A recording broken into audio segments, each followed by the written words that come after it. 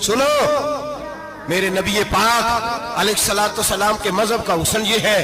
कि इस्लाम कहता है एक नजर बीबी को देखा किसी ने गलती से तो माफी हो जाएगी,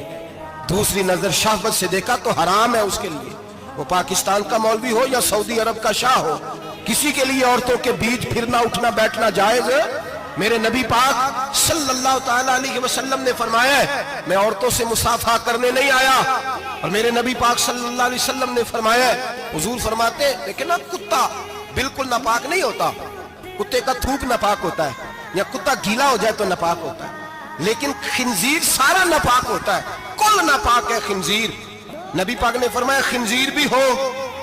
और गंद में लिथड़ा हुआ भी हो,